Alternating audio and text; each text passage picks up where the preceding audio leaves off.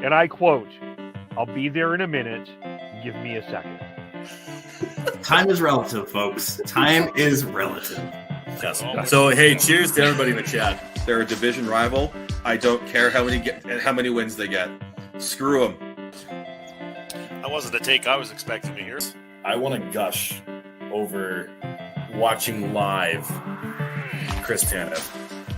I think that we completely underestimate the skill it takes to play defense.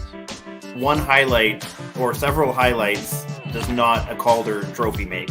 I'm stepping in here. I'm going to be the crotchety old man here. They need to learn patience. They need to understand the tension and everything and the drama. How dare! Look at this! How is McDavid not getting a penalty? You guys need to calm down with this, okay? You guys need to calm down with it. We don't even know who's hosting. Never mind calming down. Sean hosts sometimes. I host sometimes. We don't even know what to do. We're the only two here. I just think if what we need to do, Kev, and to quote Connor McDavid, we need to fucking dig in. Let's fucking dig in. That's right. Evan, yeah. Welcome to the Shifts and Pucks podcast. Of course, we are, as of this recording, 3 days away from the Canucks regular season home opener against the other team that we follow here, the Calgary Flames. You can follow us on Twitter at Shifts and Pucks, Facebook.com Shifts and Pucks, YouTube.com Shifts and Pucks, Twitch.com Shifts and Pucks, and subscribe wherever you get your audio. Sean, how the hell are you? Oh, I'm pretty good. Getting excited for some regular season Canucks hockey.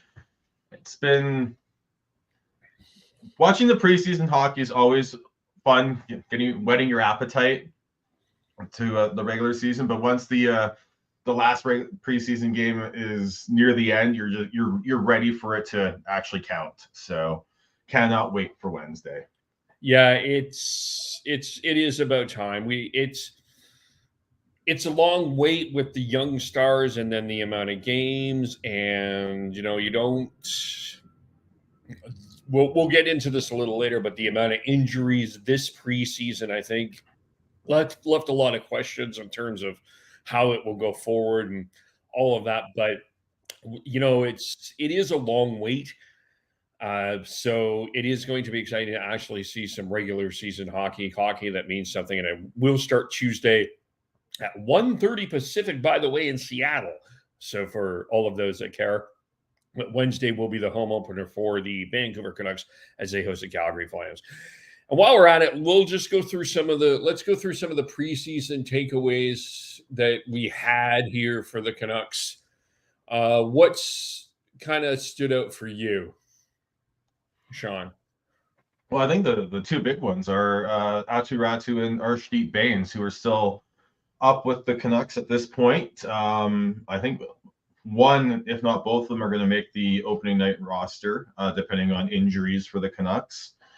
And it's nice to see that some of the younger players are starting to push for spots. So I think those two are the big standouts. But I think some of the other younger players showed well as well. Yeah, that works. But it's like I said, we saw a little bit of Bains last year. So there was a lot. We saw what he could look like, but there was definitely some things he needed to work on: strength,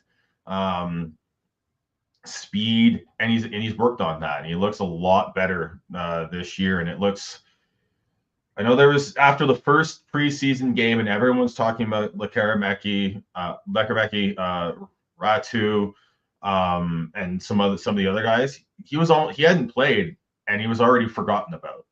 But he reminded people pretty quickly that he's definitely not only a good depth piece, but someone who's potentially down in the AHL, but on the NHL roster. It looks like he could potentially play a lot of games this year. So I think those two, and then Ratu coming in and becoming a legitimate center option, adding more to the Canucks center depth is great. Because coming into camp, you had Bluger, who was injured, then Suter got injured later on. But Ratu has looked solid, and there's still some work to go. But whether both one or both start in the NHL or they both start in the AHL, they will both be getting into NHL games this season, and that's fantastic, especially with Ratu.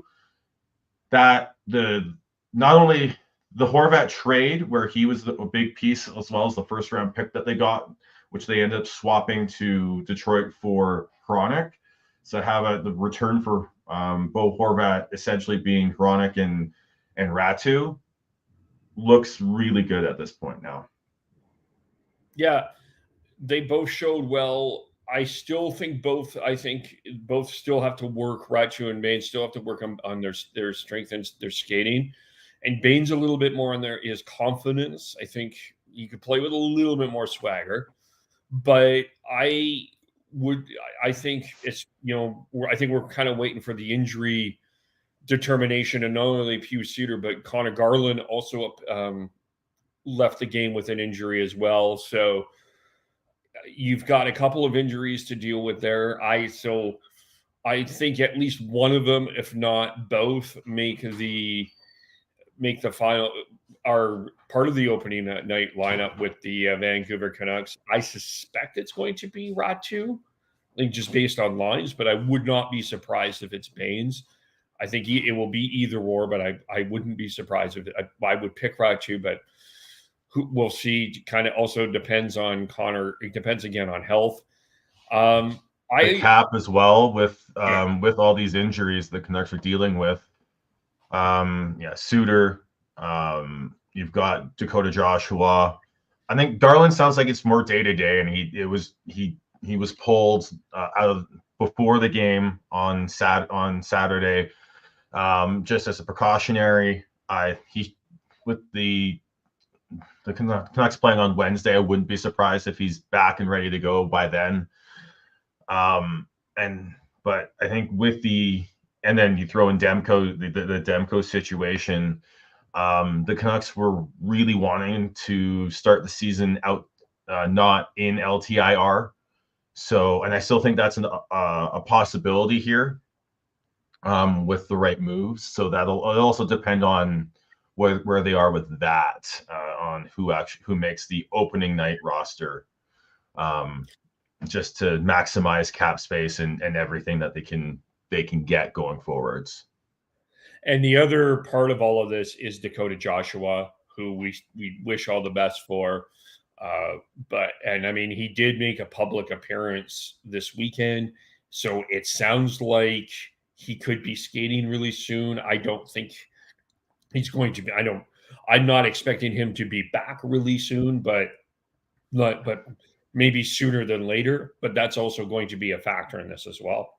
And really, it is going to be the poker face of the Pacific Division is the LTIR poker game that the Canucks and the Oilers are going to be playing.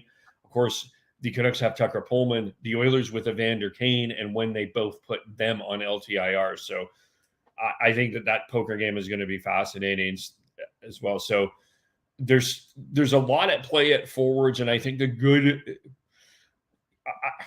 the one thing, I want to be careful to overreact to the preseason, but I will say this. I think the Canucks bottom six forward group, even the minor who you're going to call up from Abbotsford to Vancouver as compared to Bakersfield to Edmonton, I still feel the Canucks have actually a more significant edge than Oiler fans want to admit. And I would suggest that actually not only in the forward part, but I would also suggest that on the blue line as well. I think that is one advantage coming into this season, whether you think the Oilers are going to finish it ahead of the Canucks or not, whatever. The advantage, the Canucks, in terms of the depth, that's still on the advantage of the Canucks. I think it's by a pretty significant amount. I agree, especially on the blue line. I think Carson Soucy's an underrated defenseman, not only within the Canucks fan base, but around the league. I don't think they realize how solid of a defenseman he is. He didn't play much last year due to a couple injuries. But I think him and Tyler Myers are going to be a solid second pair for the Canucks, and that is something that the Oilers are missing. Because they've got Darnell Nurse, who is an adventure at the best of times, and then who else do they have after that? But I think both teams are unfinished products, especially on the blue line. Yeah. I think both teams are going to be wanting to see what they have and see what they can add throughout the season leading up to the deadline. So it's going to be the battle for the Pacific, I think, is going to be a lot of fun. And I know there's a lot of talk about the Oilers being the heavy favorite, and well, whatever. They went to the Cup final, almost came back from a 3-0 deficit to win it. But they also lost a lot of that blue line. They lost Cody Ceci. They lost Broberg. They lost Desharnais. And they've got one pair, and they've got one pair that is really good. And then they've got a lot of questions, and the rest of the 4 defensemen are question marks. So I think it's when you look but then you compare them to the Canucks, who have a solid defense, a solid top pair. As I said, I think that second pair may not be ideal, but I think it's a lot more solid than the Oilers' second pair. And then that bottom pair, if they're played in sheltered minutes, and the system that allowed players like that to thrive last year continues to work for the Canucks, I don't think they'll get exposed too badly. And then you look at Vegas, who I think is a team that people are almost overlooking in the Pacific. Very overlooking. They've got Pietrangelo, they've got Theodore, they've got Hannafin, Braden McNabb's still there, Zach Whitecloud. That's a good defense. That's probably the best 1 through 6 defense in the division. It's the offensive side that I think is the question mark for Vegas. So yeah, I think where the Canucks stand, and especially with the emergence of Ratu and Baines, as well as the additions of Sherwood, Daniel Sprong, you've got Höglander playing on the third line. You've got Niels Amon, who I think is another player who gets overlooked just because he doesn't have the pedigree and the sort of the sexiness of being a big addition, a big part of the Horvat deal, or a first round pick or something like that. He's still a good depth piece that the Canucks have there. And I think once they are fully healthy, with Joshua back and everyone else, I don't think there's a good chance you'll see Ratu and Baines being part of a top line in Abbotsford. But that, we all know injuries happen. The Canucks were very lucky with their injuries last year, and they're already battling through a bunch of this year. So expect them to play games, and I'm not overly worried that that's going to be the case. Yeah. Let me just, I haven't had a chance to give my piece on Edmonton and Vegas, and the Broberg Holloway, losing them kudos to St. Louis, but I think that this was one of the biggest mistakes of the offseason by the Oilers.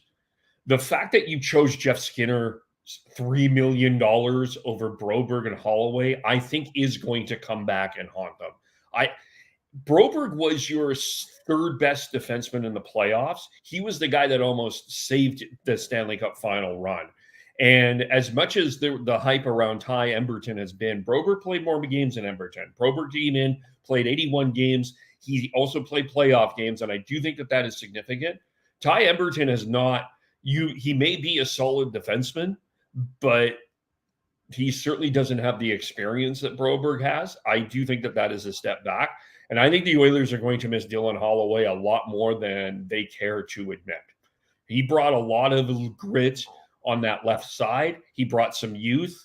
That's an old team, the Oilers. Like, it's an older team now. It's the oldest team in the league. And that Holloway, I think that's I know that everybody's planning a parade at Edmonton. Those type of moves, to me, in my experience, those cost people championships. They don't gain people championships. Like, if that was the Arizona Coyotes, former Arizona Coyotes, or the Buffalo Sabres that did this, we'd be laughing at those organizations for this. And for the Oilers, we seem to be, oh, well. And the other thing is, do you know who the penalty kill was one of the reasons that the Oilers got to the final and a game away from the Stanley Cup? Do you know who had the third most ice time of penalty killing on the Oilers, Sean? Cody Ceci. Yep.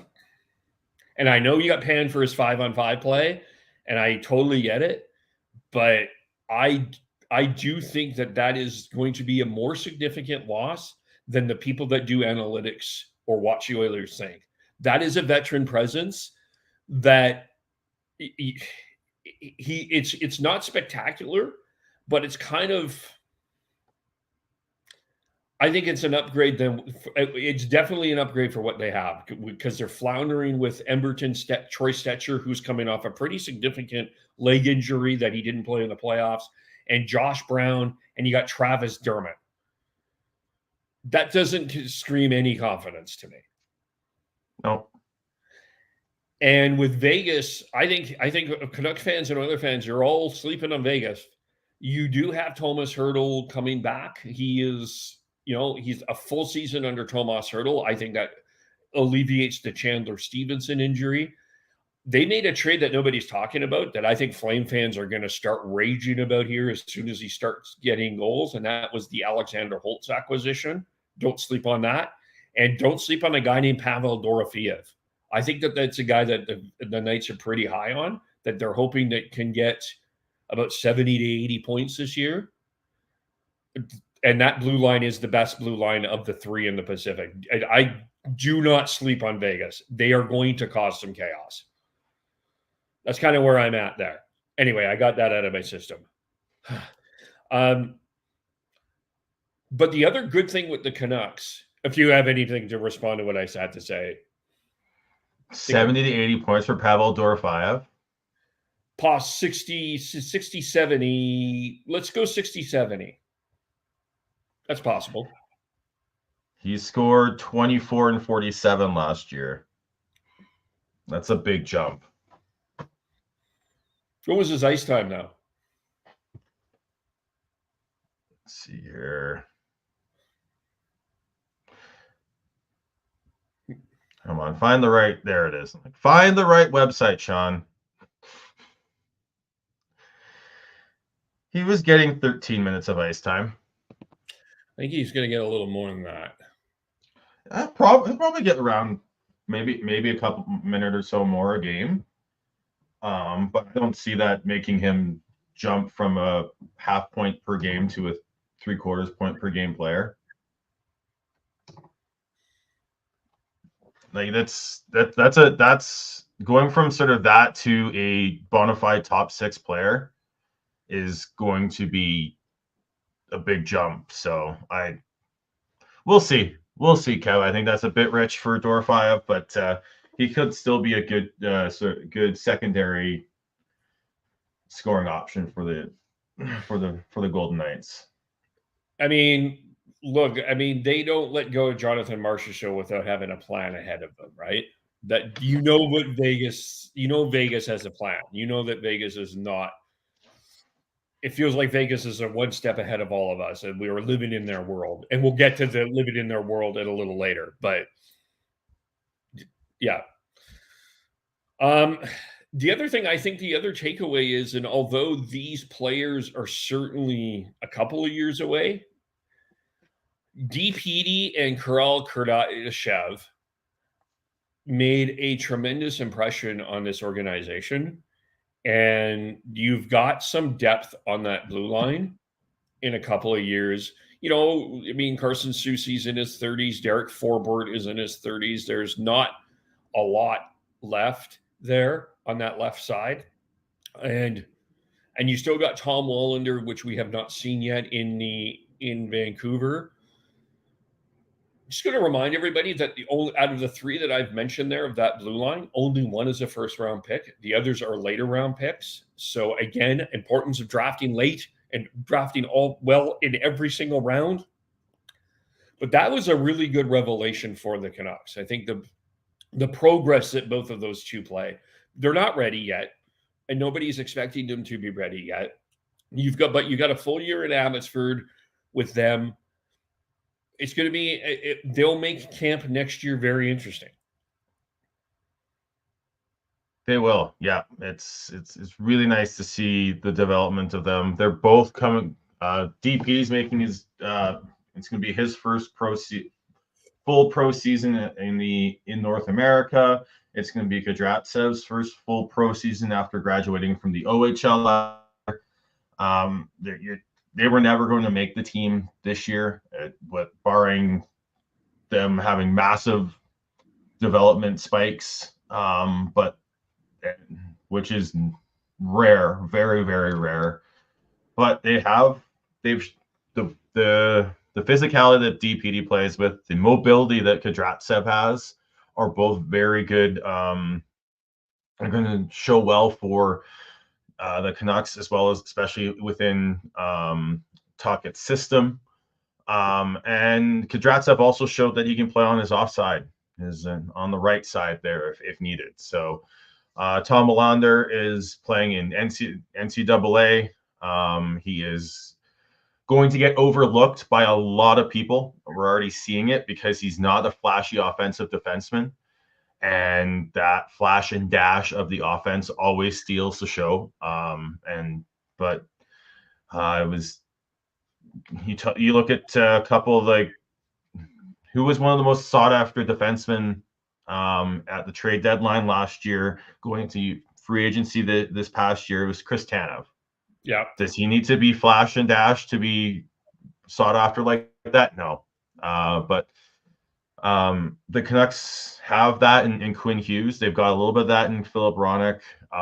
They need to be, the rest of that blue line just needs to be steady and to make smart decisions with the puck and smart decisions without the puck. And those two players showed that with a full season in the AHL, there's a chance that in a year or two they will be ready to make that step to the NHL. So it's good to see that. I think I said that I feel more confident in the Canucks blue line prospects than I have in years because of Willander, who hasn't come over for prospects camp or anything because he's in the NCAA, and then you add in DPD, Kadratsev, as well as a few of the other defensemen. Sawyer Minyo looked good. He's already ripping up the WHL. I think that's why they were okay making including Hunter Brustevich in the Lindholm trade, is because they felt good with the rest of their defensive prospects, as well as knowing that he's such an offensive first defenseman that they already have that in Hughes. Yeah. And there's also let's not forget Sawyer Minyo as well. So they do have a really good blue line, and you could afford to give out a Breskevich who, he's not ready. He's not going to be playing with the Flames. I don't think, maybe later in the year. I don't see him playing with the Flames in the first half of the season anyway. It depends, I guess, how things turn out there. But let's throw a couple of other names quickly into this conversation. I think Vilmar Ulrichsen needs a huge pat on the back. I don't know if this guy's ever going to play a single game in the National Hockey League. I hope he does, because the guy has absolutely put in the work. I'm saying he will. I don't know if he will. I hope he does. I mean, how many, I guess, will be the debate. But I mean, this is a guy I think at the his floor will be like a 13th forward type player who can you can play on your fourth line and maybe a power play net front presence. And I think what he can do in the next couple of years, development wise, could be more. He's just too big, and he can skate. He can skate well enough at this point that I don't see him not getting a look in 2-3 years time. Yeah, and he's putting in the work to earn that spot, right? And you've got to give him credit for that, right? Because he came into camp last year. It was they told him basically, here's, I mean, they gave him the book. Here, you work on all of this, and he did. And that's, I think, huge kudos for people that do that, and take that feedback and work on it. I hope we see him play games in the National Hockey League. He's a guy I'm pulling for. And I mean, Jonathan Lekkerimäki, I think a full season in Abbotsford, as Dan says when we talk about the Flames, if you want to see Lekkerimäki, I think you need to buy some tickets to the Abbotsford Canucks for this year and head down there. There's no question about his offensive ability. I just think they want to work on his details of the game and get everything up to snuff. And his details are close. I think he's closer than just. And maybe I'm putting words in your mouth here, Kev. Just based off your tone, I think he's closer than what you're saying there. No, here's what I'm saying. I don't think the way that Dallas handled Stankoven last year is the way I could see the Canucks handling Lekkerimäki this year. I could see Lekkerimäki. If he proves that he's ready, he can come up and be a trade deadline acquisition for them. I would say that I think that they would want to keep him down there for the whole year. But it's up to him, right? For me, it's always up to the player, right? And what I saw from him in preseason is that those details are very close. He still needs some polishing for sure. He's not quite ready yet, but he's close. Yeah, I'm not saying he's not close. I'm saying the Canucks have no need to rush him into the lineup. There's no need to rush him in the lineup. You want to be building a superstar. He's got superstar top end, and you want to make sure that you're not rushing him and ruining that potential. But the way I look at him, like there might be a point where they just can't say no, and I wouldn't be surprised if he sort of forces the issue the same way Stankoven did for the Stars last year. This is an absolutely fascinating conversation, because I think there are some players that I'm like, you know what, you got to give them the full year. And for the most part, I like that idea. I think that a lot of people want to go with the Detroit model. But on the other hand, if a player is pushing to make the team, you got to give him the opportunity as well. Like, you can't just be too black and white on that. And so I think Lekkerimäki will get games this year. It may not, like, at least give it, like, because I think that's part of the development too. You give him a few, like, depending on injuries and all that. If the Canucks need a right shot scoring winger, then I could see them giving him a shot later on in the season. If he takes the steps that I think he will. So, yeah, it is a fascinating conversation. I don't necessarily think I don't think it's outlandish what you're saying. I don't think it's outlandish what I'm saying either. I think let's put it this way: there's a really good chance he's, depending on the situation, he's likely the first forward called up. I think that there's depending on what they need. If it's a top 6 forward that they're looking for, especially on the right side, yes, I definitely can see that being an option. But I don't see them calling him up just because they need a bottom 6 guy, because that's not going to help him. So. Yeah. By the way, on defense, let's not forget, although Akira Hirose is also in that conversation too. So just wanted to put his name in there. They've been big fans of him, and like they've sent him down to Abbotsford, but he's also part of that defense prospect pool. Yeah, Hirose, McWard, as younger defensemen. I think they're both. Those guys are players that the Canucks. I don't know how high expectations they have of either of those, but they tried McWard with Hughes all last preseason, really hoping that that would be something. Didn't see much of that this year because he was injured.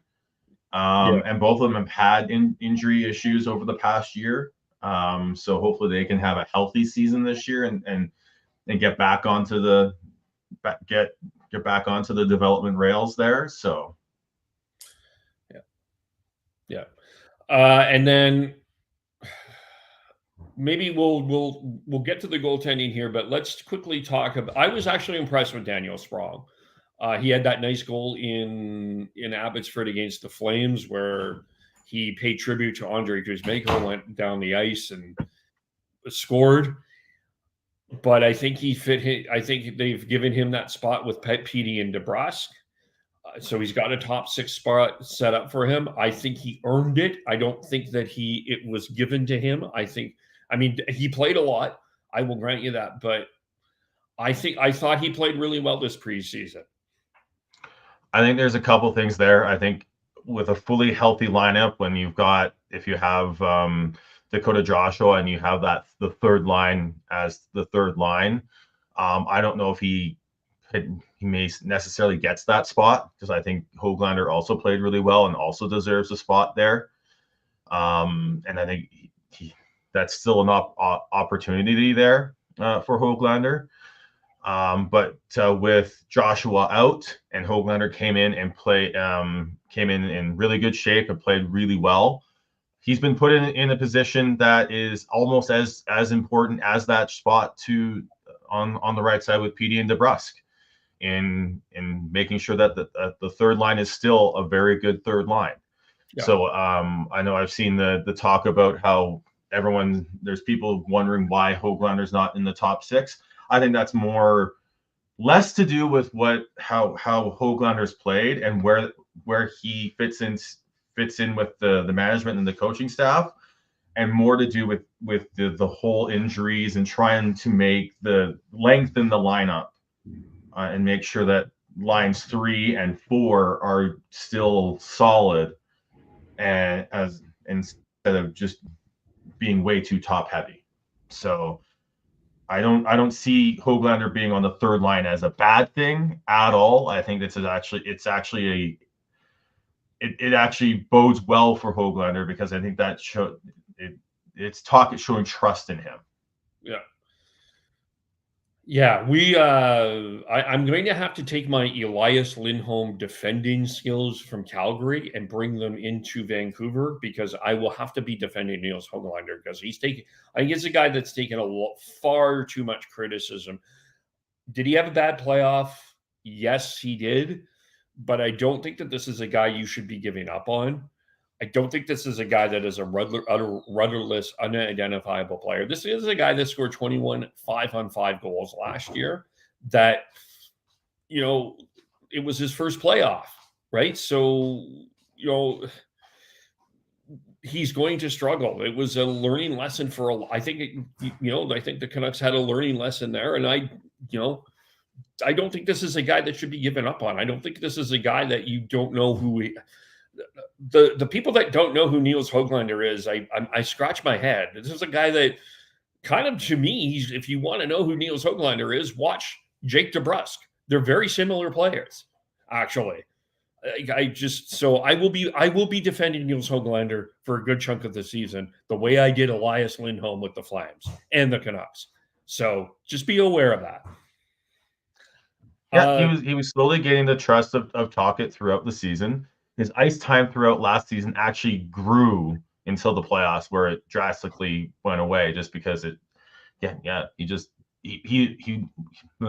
was unable to take that step, and we've seen it with multiple players, including superstars, unable to take that step from regular season to the playoffs and match the intensity. Sometimes you have to learn that. Even players like Matthew Tkachuk had to learn that.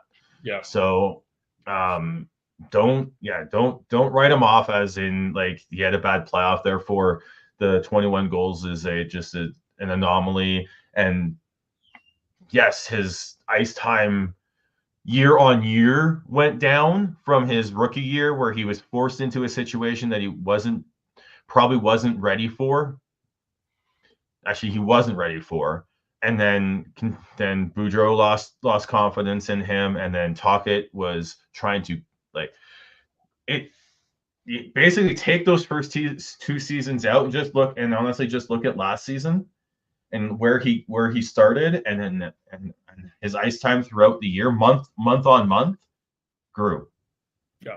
And like I say, Tocchet's put him in a very important spot on the left wing on that third line while Joshua is out, and he's looked really good. Yeah. With mostly Ratu and Garland. Yeah. And Suter and Garland. Like, it don't think that's a bad thing, Canucks fans. It's a very important spot and a very important role that he's playing, and he's going to get some power play time this year too. Yeah. Yeah. I think there's 20 goals in Höglander. He's not one of my bold predictions, but there is 20 goals in Höglander again this year. Yeah.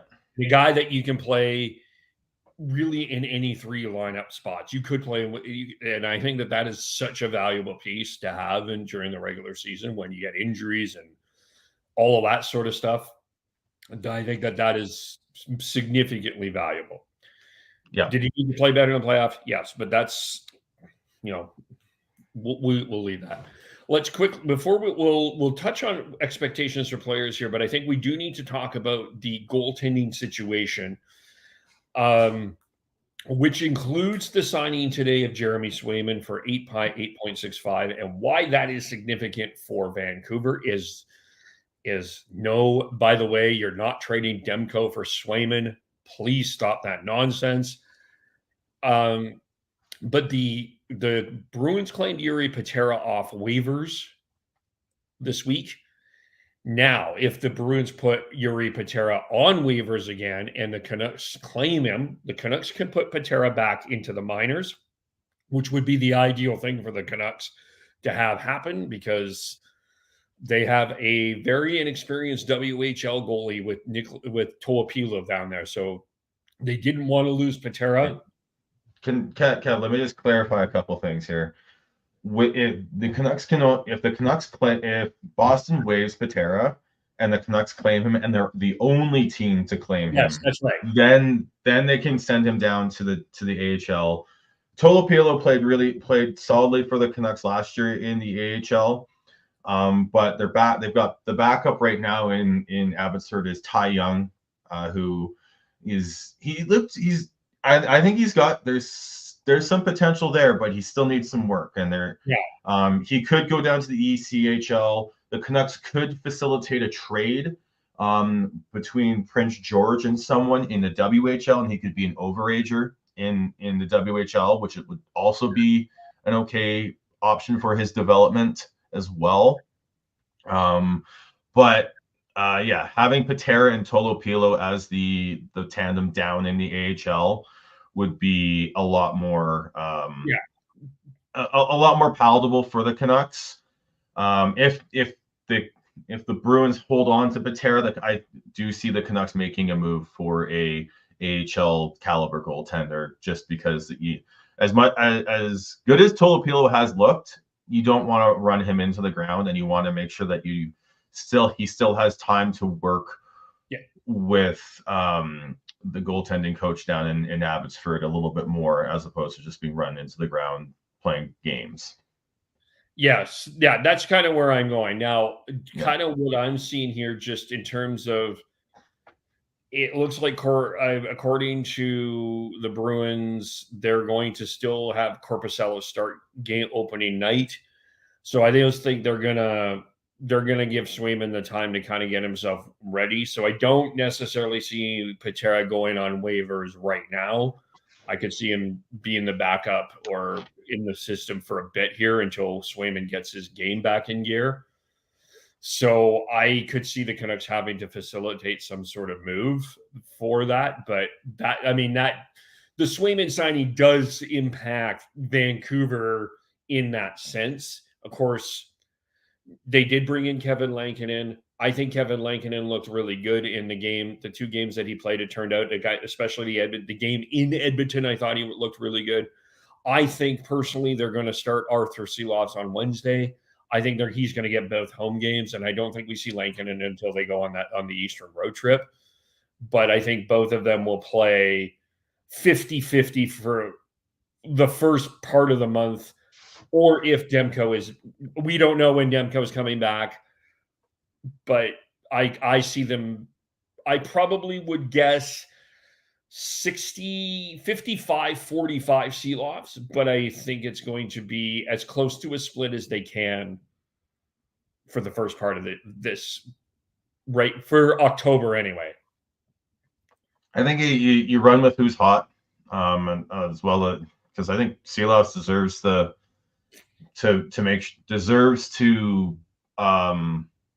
have a chance to run with it as much as it makes sense. But yeah, I think you're not too far off there, Kev. Also with Boston, they also have Brandon Bussi as a goaltender as well. So I wouldn't be surprised if Patera gets put on waivers pretty quickly here. Yeah, maybe. They are high on Brandon Bussi as well. Yeah. Yeah, it's a fascinating situation with Swayman. I think that was one of the bigger stories of the preseason anyway. And just an absolute, just piss poor way of handling it by the Bruins, and somehow they still got the job done. Yeah, it's so weird. Like the Bruins don't run. I'm not big fans of how Cam Neely and Don Sweeney do things, but they seem to find a way to be successful in spite of it. It's head scratching to me, but yeah. Yeah, I mean, I still expect the Bruins to be a top team. I did the Atlantic Division preview with John, and you still expect Boston to be a top team in that Atlantic Division and still be around that playoff spot. So, yeah. Yeah. Did you think it was an overpayment of Swayman? I mean, 8 years for a goaltender is a bit. I mean, even in his mid-20s is. I mean, by the time, like 8.25 in 4 years is not going to be an over. It's going to be the same as like a $6 million goalie right now. So. Yeah. If you're gonna go long on any goaltender right now, he's still in his mid-20s. I don't see it. I don't really see an issue. That sort of matches what I would do. Yeah. And like it's not like he went from ELC to gigantic contract. He went from ELC to working with Allmark in the tandem, and with a middling deal, and then he's got this deal now. My only question is, can he handle being a proper starter? Can he take 55, 60 games a season? Yeah, that's going to be that's the question with both him and Allmark, right? In Ottawa, is both of them. That's, you had that tandem, and now we'll see. Okay, let's go through some expectations of players for this year, and let's start with what we're expecting from JT Miller. As long as if JT Miller scores at a point per game pace and is responsible defensively, I don't know. You can ask much. I don't think you can be upset with that. Anything more than that, and you're really happy. Yeah, 90, 100 points in that area, 85 to 90, 85 to 100. Then. Yeah, I think that's a solid year for Miller. Stays healthy, plays his game. I think you're looking good. I think a big key on that one is, and we've got Besser's next, but the other key piece there is Danton Heinen. They had Pius Suter on the wing for majority of, to the end last year. They spent a lot of that line spent a lot of time together with PDG. So also someone we didn't really talk about in terms of the Canucks depth. He got sent down. Wouldn't be surprised if he gets called up here, depending on cap for whatever, like for cap reasons here. But I think, as long as that line is still producing offensively consistently and is being a strong defensive line, is that like, I don't think it really matters how high that offense gets as long as they're still like I said, Miller's still producing at a point per game pace. It's about the two-way play more than anything else, I think, for that line. Yeah. All right. So we'll go to here's my bold prediction. Hot take this year. Before you go there, Kev, let me go with mine because you've got the bold prediction. So let me go with I'm hoping is a little more rational. And I don't know if I see him getting 40 goals again this year, but I still think he'll get at least 35. And I think that's a fair expectation for him. My prediction wasn't on goals. I have two predictions for Besser. One, I think his contract extension gets done before the trade deadline. Two, I think he gets at least 5 Selke votes this year. I think you watched his all-round game during the playoffs and Nashville's in particular really started to take shape. I think with Miller getting Selke votes, and JT Miller will be in the Selke conversation. I think Brock Besser is going to get Selke votes this year. And I'm predicting at least 5. Okay. I can't hate on that bold take there, Kev. I knew you wouldn't. It's yeah. I don't yeah. Yeah, that's kind of where I'm at. I think he's becoming more of an all-round player just quietly. It's not only about goals for him. I think he's maturing as a player, and I don't think he wants to leave Vancouver. They'll get that done as quickly as they possibly can. And I think that distraction will be the one thing that you can give credit for Alvin is as much as there is an attempt in some ways to try to make Vancouver in the news as much as possible, Patrick Alvin doesn't want the Canucks in the news as much as possible. And I think they want to get this stuff done as quickly as possible. You saw that with Pettersson last year. They're going to do the same with Besser. It will be done as soon as they possibly can. This will not linger. As soon as they have a number that they're comfortable with, yeah, they'll get it done. Yeah. Okay, Quinn Hughes, who, by the way, I just need to clarify this. I need to get this again off my chest. Evan Bouchard is not better than Quinn Hughes. Evan Bouchard did not play better than Quinn Hughes in the playoffs. Evan Bouchard is not in Quinn Hughes' league. Evan Bouchard is a great defenseman, but he's not in Quinn Hughes' planet. Thank you. All right. Quinn Hughes is also the best of the Hughes brothers. I would actually say that by a very good distance, with all due respect to Jack. Yeah. Yes. Jack Hughes, as good as he is so overrated by a lot of people, again, because of the flash and dash of offense. Yeah. He doesn't have the overall game that Quinn Hughes has.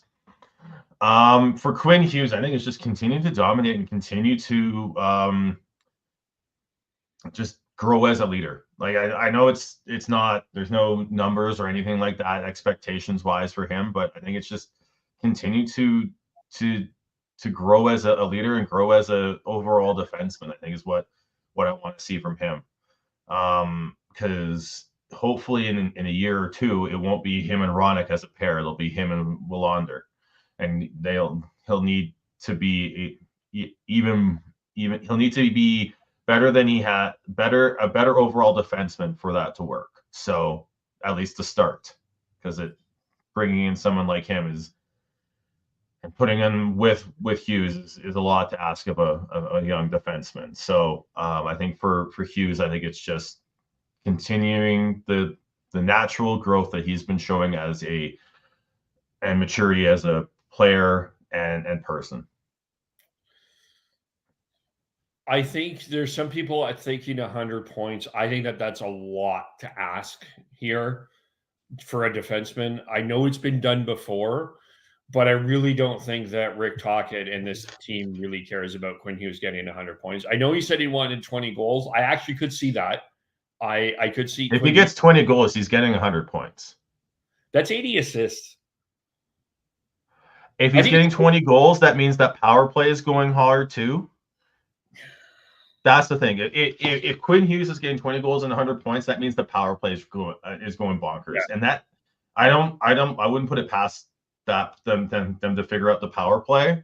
And if they figure that power play out and it's a top 5 power play, those expectations are not too high.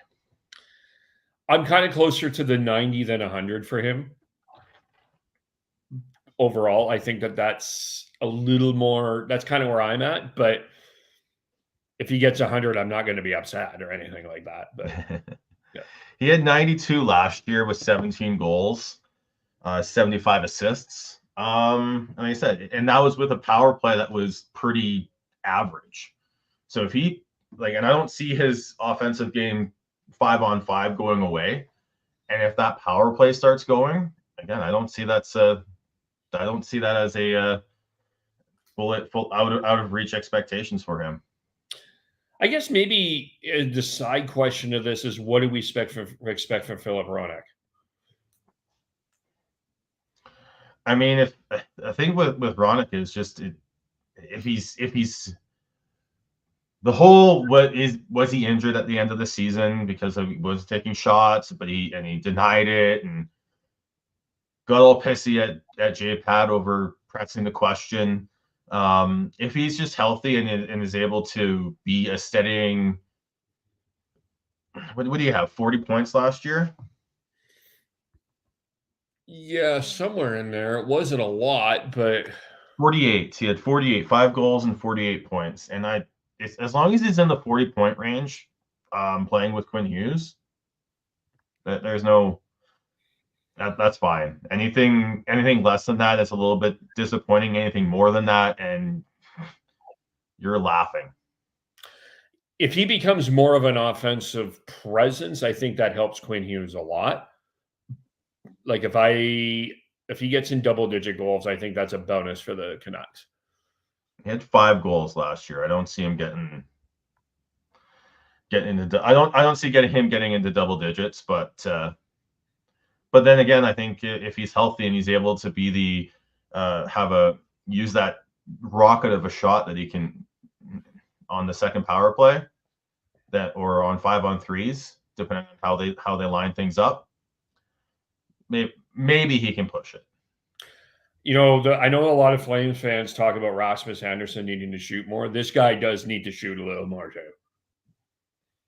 Oh, he was shooting a little bit more at the beginning of the season, and then whatever happened in the second half, injury or no injury or whatever, it sort of went away. But yeah, if he can shoot consistently, I think you'll see. It'll create offense, whether it's his goals, rebounds, deflections, whatever. The most polarizing person in this list is Elias Pettersson. Elias Pettersson, pardon me. You have to get it right this year, Kev, because there's now 2 of them, and they pronounce their names the opposite. Yeah. Yeah. Billy Dollywall.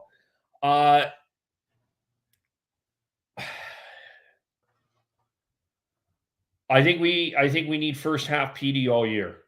I think that's what needs to happen. We're getting it. I'm saying it right now. He's getting over 100 points.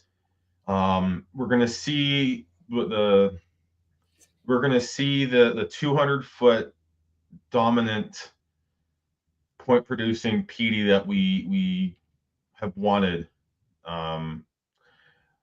for a while now. We're gonna see that this year.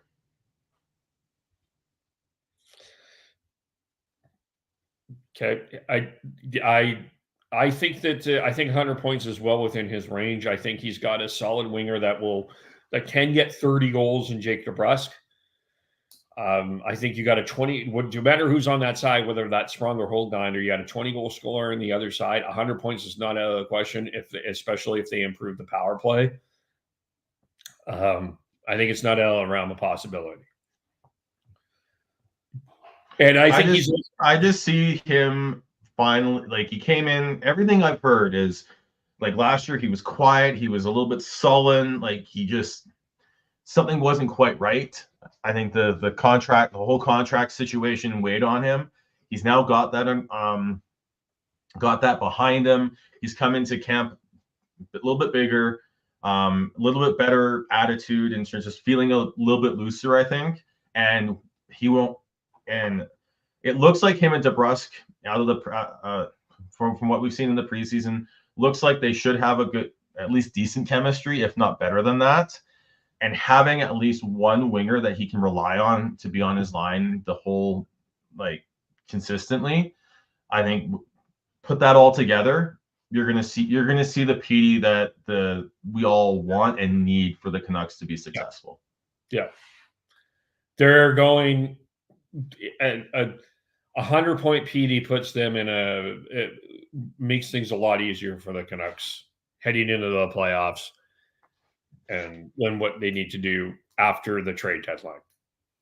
Yeah. We talked about Höglander. Okay, so here's Demko. If you're Canucks Army, if you're Donnie and Dolly, if you're Sakaris and Price, if you're any of your Canucks shows, I'm going to set this question up for you because it is going to be a poll question at some point this year. Are you ready? Should Thatcher Demko play in the Four Nations Cup? Because it is going to be a conversation in Canucks. As Chris says, Canucks Twitter is going to Canucks Twitter. I think that we are going to have a debate about Thatcher Demko being in the Four Nations Cup. If it's beneficial for the Canucks to have Demko playing. Now, I think there's a legitimate question of how many games he would actually play in the Four Nations Cup because you do have Hellebuyck probably. You have Ottinger and probably Jeremy Swayman in that conversation too. Yeah. But with the injuries, I think that the Canucks Twitter is going to debate this conversation when we start talking more about that Four Nations lineup. I think it will all come down to where he's at in his recovery and feeling how it is. But with the depth with the U.S. and net, there's no. It's not. I think he's the second best U.S. goalie right now when he's healthy, arguably the first best, honestly. If he was healthy the whole season last year, does he win the Does he win the Vezina over Hellebuyck? There's a good chance he does. But yeah, the Hellebuyck, Ottinger, and Swayman are three really good goalies that the U.S. can take to that tournament and not miss Demko that much. So, it's going to be. I hate poll questions. I know. I hate them. But that one is, and it's because it's when you have this conversation, it's not a yes or no answer. Especially because it's so right now that one's so far away, and you don't know how those other three goals against goaltenders are playing. You don't know where Demko's at. But at some point, yes, that will be a poll question that I will yell at because I hate it. If this was the Olympics, I think that this is a much, much different conversation because I think if Demko, like anybody would want the opportunity to play in the Olympics. I think the Olympics is a dream position. And like, even if Demko was sitting and eating popcorn, I don't think it's a debate. I think it's right for Demko to go, but this is a bit of a different situation where it's mid-season, even though the Olympics are mid-season too. It's not as significant. And I wouldn't be like, this is kind of a side trail of a sort of a sidebar. But one of the things that I'm sort of wondering is I think there will be some established veterans going for all of these teams, but I wouldn't be surprised if they go with a bit of a younger lineup in some areas just for this Four Nations Cup to see where their young players are at before they go to the Olympics. Yeah, maybe. Like I could see a guy like Quinton Byfield getting a look for this to see if he fits for the Olympics. Yeah. So yeah, it'll be It'll definitely be a part of the conversation. But the whole thing with Demko is just to make sure that he is healthy and at 100% and ready to go for the playoffs and the stretch run. Yeah. That's all you want from Demko. Yeah. You want him to take his time, because I trust the system and that Talkett and Adam Foote are implementing. I trust that they've got Seelovs and Lankinen in net. They're not necessarily world beater goalies like Demko can be, but they're solid enough that I think that the Canucks will be like, Demko can take his time. You can get him ready for the playoffs, because if they have everyone rolling going into the playoffs and they have a healthy Demko, like that puts the Canucks in contender status, in my opinion. If we will agree that the Vegas has the best blue line, but with Demko is the best goalie of the three in the Pacific, and it is, yeah, he is, and he's the best goalie arguably the best goalie in the league when he's healthy and on. Yeah. The only one or two I would consider one for sure is Shesterkin, because I think he's the best. Personally think he's the best goalie in the world, and maybe Sorokin, but Shesterkin, Sorokin, and Hellebuck are the three that I think deserve to be in that conversation. Yeah. All right. How many wins this year? They had 50 last year. So I think in the 45 range. I think they'll make the playoffs easily, and I think it's a fair expectation. Yeah, I'm kind of in the 45. I don't think they'll get off to the amazing start they did. They could get off to a quick start, but I don't know if it's going to be the blazing start they did get off to last year, which, was 13-6-1 after 20 games. It's not amazing as others did. There were a couple of other teams that got off to really hot starts, but I could see 11-13. I could see probably the same. So I think that's a solid start. We know Vegas will get off to a great start because they always do. I was thinking the Oilers are not going to get off to as bad of a start as last year, and they may not, but they look exhausted. They looked really exhausted on Friday. I wouldn't be surprised. I don't think they get off to as horrendous of a start as they did last year, but I do think they're going to get off to a slower start. I think they're under. I wouldn't be surprised if they're under 500. Yeah, getting off to a good start is huge for the Canucks here, because it does, instead of chasing you can have a little bit of a little bit of cushion. But yeah, so yeah, 45 is, I think 45 or higher, and the Canucks they'll be in the playoffs. And then again, it's all about making sure that your team is healthy and building on it too, because I think, as I said earlier, I don't think the Canucks blue line is anywhere close to being what it will be going into the playoffs. I wouldn't be surprised if they, depending on how things go and how Sprong turns out, how Höglander plays, what they decide to do, to maybe even add some more scoring punch up front. So what everyone talking about where the Canucks were comparing them to how the Canucks roster was at the end of the season to now. This isn't what the Canucks roster is going to look like by Christmas. Like, I wouldn't be surprised if the Canucks make a move before Christmas, a significant move before Christmas, to add either a defenseman or another offensive option up front. We do have some Canuck news here that just broke 5 minutes ago. Eric Brandstrom has been placed on waivers for the purpose of assignment to Abbotsford. Did not know that was Eric Brandstrom on the Canucks?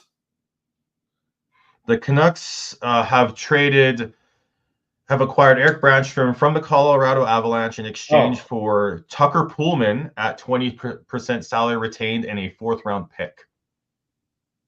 And then they put him on waivers, put Brandstrom on waivers for assignment to Abbotsford. Okay, so there we go. Breaking news: Eric Brandstrom acquired for part of that Tucker Pullman salary. Also, Chris Johnston reporting Yuri Patera and Brandon Busey both placed on waivers by the Bruins. Okay. So Pullman's contract, that the big one part about that is the contractual side of things with Pullman there.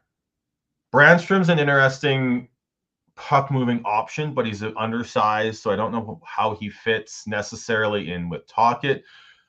But I think the big part there for the Canucks is that they got off of the Tucker Pullman contract. Yeah. So you go from having $2.5 million on the books to $500,000. Yeah, that's a big move. Losing, was it 2.5 or 2.5? So losing $2 million off the books there. That will allow them to stay out of LTIR to start the season. That is fantastic. Yeah. And this is the other thing that I will bring up. In a situation where you need to get that guy, Sean, to put you over the top, I trust Patrick Allvin far more than I do Stan Bowman. That, and like again, he just opened up cap space for the Canucks to do that. Now losing $2 million off the books, acquiring Brandstrom's interesting. He's an interesting piece, but the big piece there is the cap space. It's cap space, yeah. He's weaponized that cap space. Oh, yeah. I love that move. Yeah, like that's the Canucks now have literally without LTIR now have $2 million in cap space. They'll be able to carry a full 23-man roster instead of having to go with like one extra and still be accruing cap space throughout the season to acquire either a defenseman or a scoring winger going into the deadline potentially. Yeah. You've gotten well ahead of the Oilers on that. That's huge. And you're playing, and you're kind of in play with.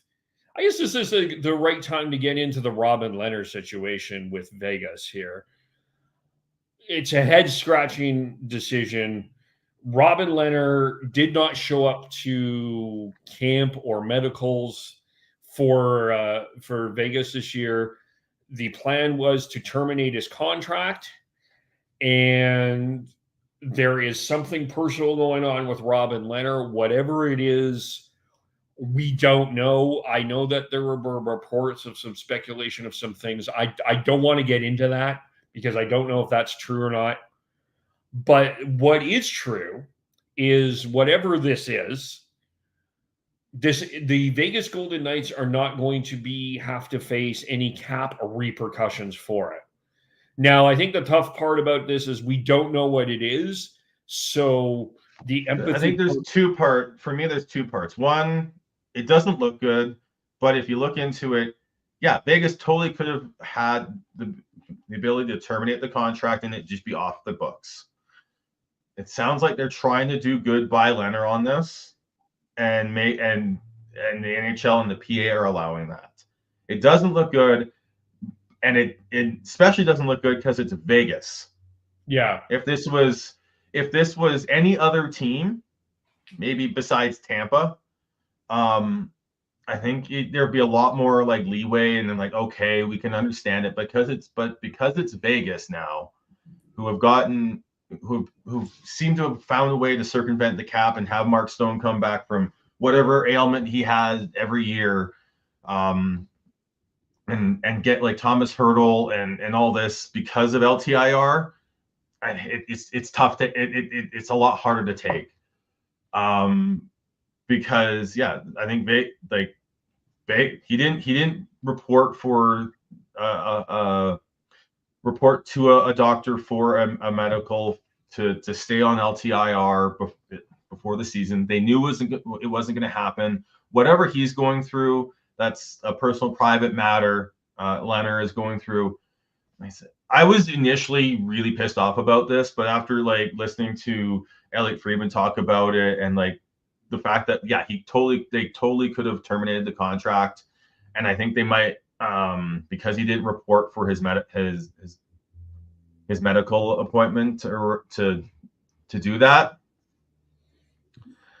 I'm more okay with it now, even though it is Vegas and somehow they always seem to find a way out of salary cap jail.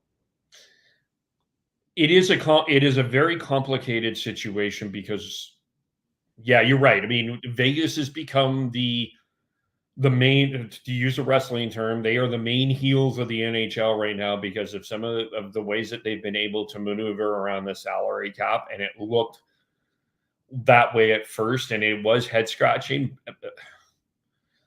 But I disagree with the people that demand the people that say that fans have a right to know what's going on with Robin Leonard. I'm sorry, no, you don't. It's none of your fucking business. It is a private matter, and I guess we should know. We want to know because we want to know why this is happening. But it's none of my business about your medical record, Sean. It's none of my business about any of the listeners of medical records, and it's none of my business about Robin Leonard. I know it looks bad, but I think you have to trust the people that are involved with the situation on this. That's kind of the way that it is. The NHL is never going to be transparent about injuries. That's just the way that it is. I know that some people are going to be upset about that, but they're never going to be. Tyler is influencing me, Sean. His cynicism at times of how this world works is, they're never going to change on this. They're just simply not. And it doesn't necessarily have to.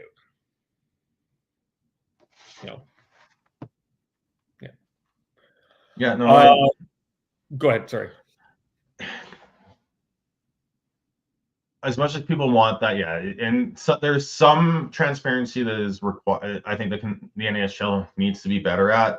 This is not one. This is not something that needs to be fully transparent. Yeah.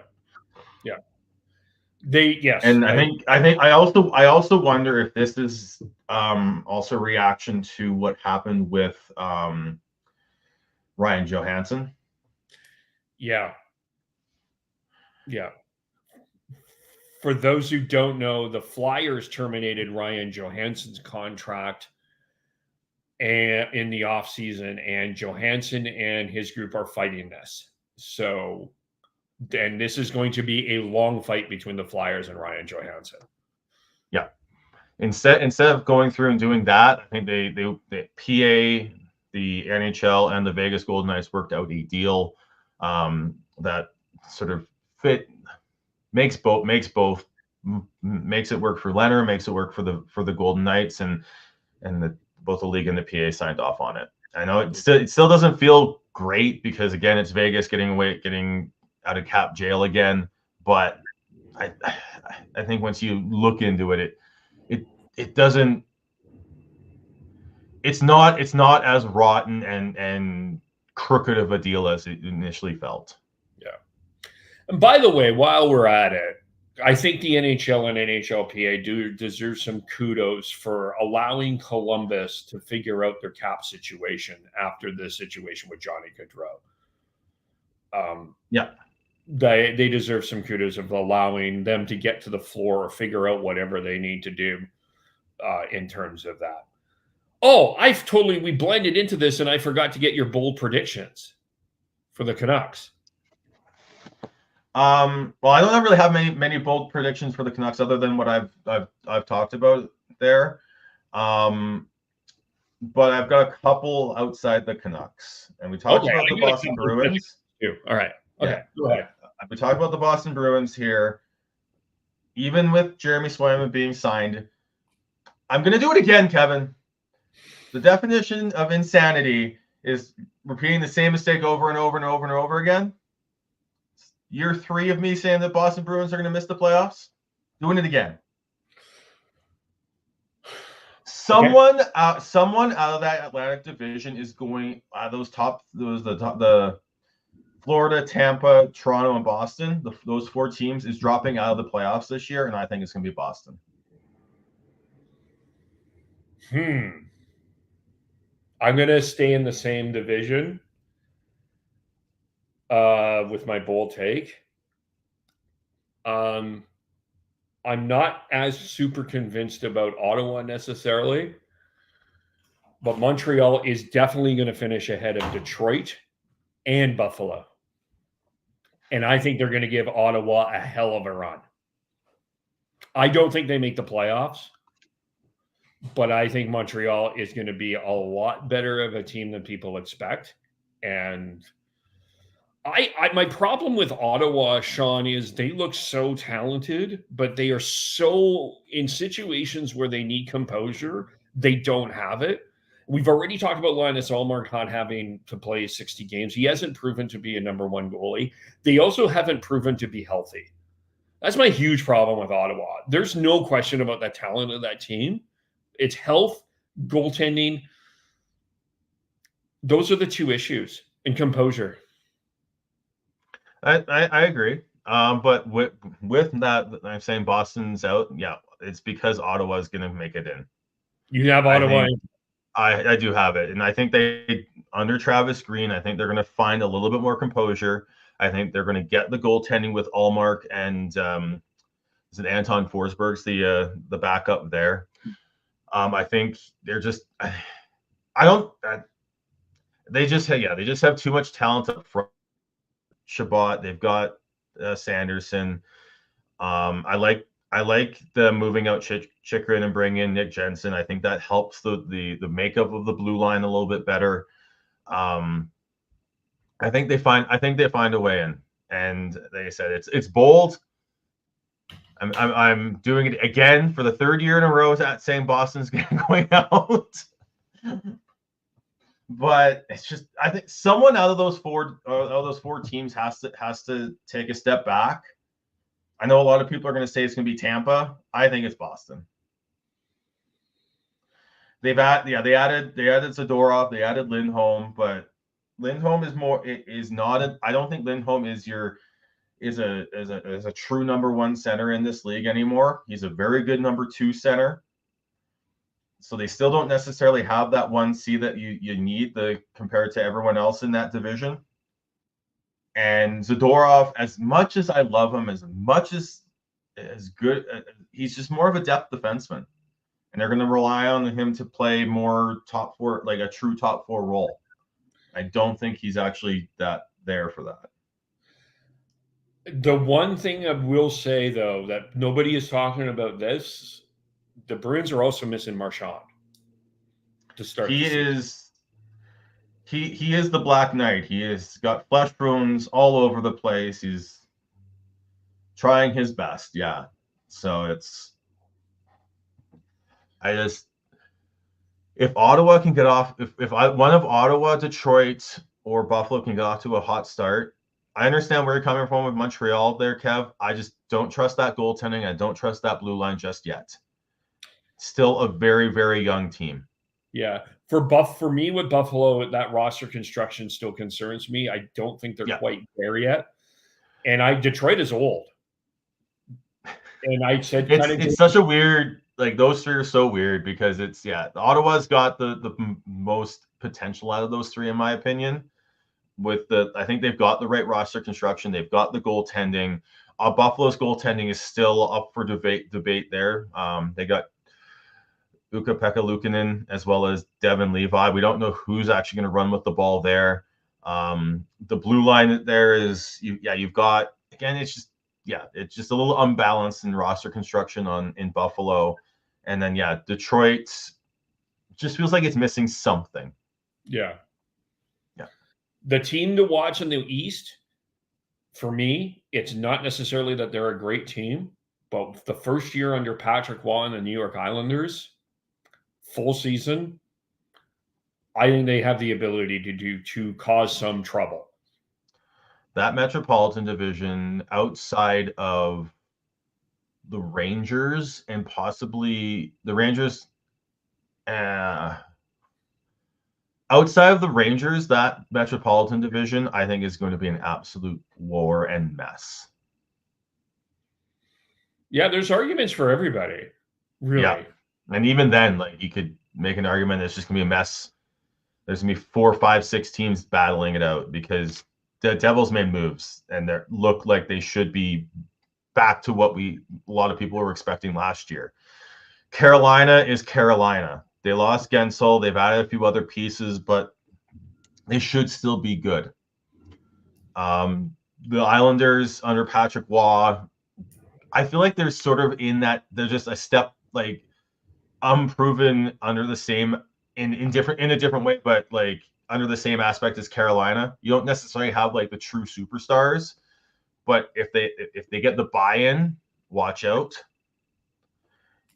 Philadelphia is boom or bust. Yeah. that team's either going to go look really good or it's going to implode, or do both like they did last year. Yeah.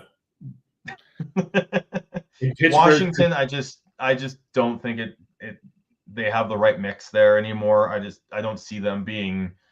They were lucky. They were royally lucky to make the playoffs last year. They shouldn't have made the playoffs last year. And then you've got Pittsburgh, who have I don't know what to expect from them either. Yeah, that's fascinating team with a lot of interesting questions. And then, unfortunately, we have got also in that division is Columbus, and just hope for the best for them. Yeah. Okay, so my other one, if you're going to continue with your insanity with Boston, I'm going to remain with my insanity as well. The Edmonton Oilers are out in the first round. And I'll go one step. I'm going to go one step further. The team that beats them is St. Louis. Oh, wow. That would be amazing. I love that, Kev. That is a juicy hot take for all the drama.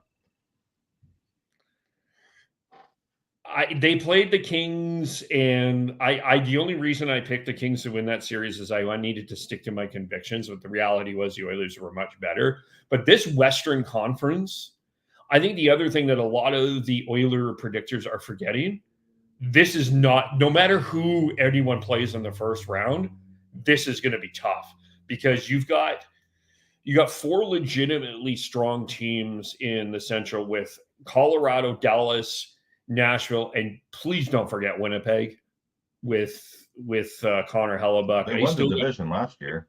Yep. And then you got St. Louis. Minnesota is going to hang in there too. You've got Vegas, Vancouver, Edmonton. LA is going to be interesting if they're better without Dubois. And then you got Seattle. Losing Doughty. What's that? Losing Doughty for that hurts. An indefinite amount of time it's killed them. My hot take in the West was going to be a little bit hotter until that injury happened, but I have Seattle making the playoffs again. I'm just not sure about that goaltending. I know I am too. But you look at it and it's either going to be two central wild cards, or it's going to be Seattle as the other wild card coming out of the Pacific. So yeah. I like the Chandler Stevenson ad, at least for short term. I think the contract might be a bit rich longer term there, but that should free up Matty Beniers to be a little more offensive. And adding Montour into that blue line, I like as an addition too. So you got Montour done. I like that blue line. It's a big mean blue line. Yeah, it is. That Seattle has, and at least until they play the Canucks, and then Tyler Myers just owns them. So then, if they get a step from Shane Wright, that will help. That's them the other thing is if they can get a step from Shane Wright, Beniers can take a step as well offensively. That goes a long way. I mean, the other interesting part of all of this is last year Vegas ended up being a wild card team and causing some problems. That could be Nashville. It could very much be Nashville facing a first round opponent. And so, yeah, I'm sticking to the Oilers. My second one is, the Oilers are out in the first round. Yeah, that's a good one, Kev. Like, just like me, sticking to my guns. Yeah. You can stick to yours. Yes. The other just piece of news here, speaking of waivers, there was reports about this. Jacob Pelche officially on waivers for the Flames. I think it's going to be interesting. I know that there's a lot of criticism from Flames social media about this. Here's a couple of things I will say. He played more under Daryl Sutter than Ryan Huska. Like, he played 14 minutes under Daryl Sutter. He played 9 minutes under Ryan Huska. Samuel Honzik has made this a very difficult decision, has made decisions difficult in Calgary.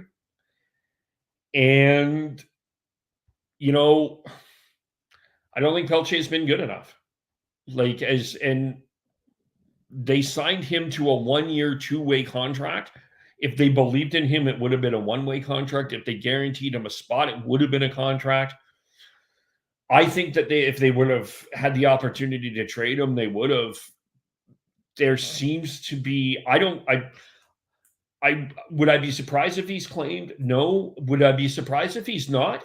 No. This was the reason the Canucks made the Podkolzin trade in the summer. Is that they weren't sure that he was going to be able to stick with the big club, and they were going to have to waive him. They got a 3rd-round pick for him as opposed to potentially losing him for nothing. Yep. By the way, they were both in the same draft class, Podkolzin and Pelche too. So yeah.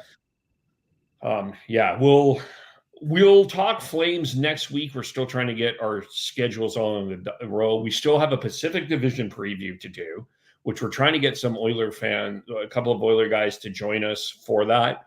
I can't wait to do my hot take in front of them. I think it'll be so I'll have to bring some popcorn for that, Sean. And we still have a Central Division preview to do, which we'll figure out at some point. But is there anything else we need to talk about? No, it's I said excited for Wednesday when the puck drops for real, and it's going to be a fun season. Cannot wait to talk more Canucks, more Flames, more NHL with you, Kev, as well as hopefully we will get Devin back on here soon, as well as Chris and Tyler and everyone else that we try and get on. Yes. And we'll have a lot of guests this year. It'll be a fun year. I'm looking forward to it. But how do we follow you? I am Bearded Canuck 03 on the app formerly known as Twitter. And Chris is Schneidz, SCHNEIDZ. And the Tyler TNOBLE. Devin Gordhow09. You can find him in his wedding photos on Instagram and his dog on Instagram. I am KEVOLE on shifts and all the social medias. And yes, John, we did get the Eric Branson trade analysis in this video. I'll cut that up this afternoon and post it as well. But thank everyone for watching and listening, and we will talk to you all very soon. Bye for now.